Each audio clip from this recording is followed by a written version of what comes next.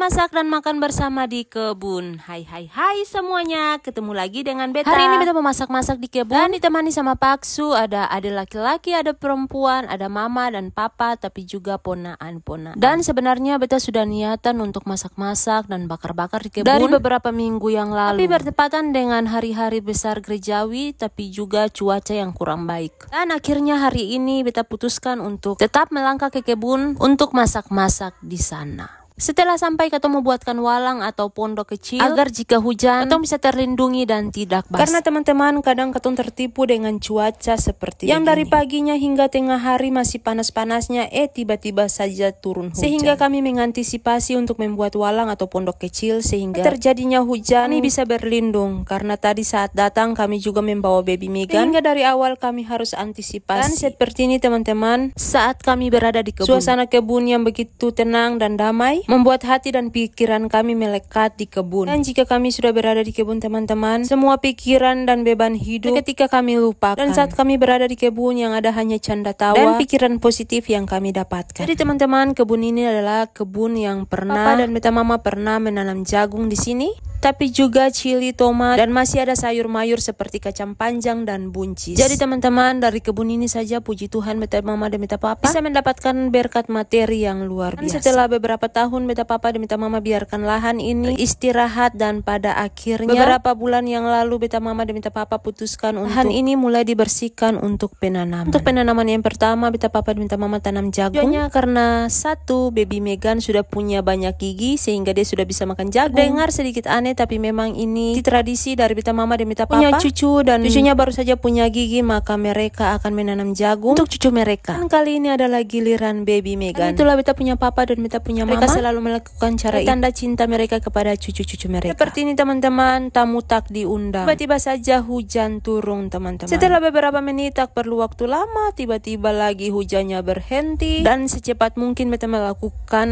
memasak karena takut hujannya turun lebih besar lagi. Jadi teman-teman, di kebun ini kayu bakar sangat amat banyak. Saat Beta punya mama dan Beta punya papa pembersihan lahan, ada saja kayu-kayu yang tebang dan akhirnya kayu bakarnya menumpuk. Jadi teman-teman, singkat cerita, ikan kuah kuning sudah masak, sayur kangkung bunga pepaya pun sudah masak, dan saatnya mau pembuatan papeda. Dan menu yang satu ini paling pas dengan cuaca yang sedang hujan-hujannya. Teman-teman, sebenarnya makanan ini sangat luar biasa enak. Yang pertama kita makan itu di alam terbuka, makan bersama keluarga. Dan yang ketiga, karena masakan ini adalah masakan kesukaan kami orang timur. Dan papeda pun sudah siap, saatnya makan.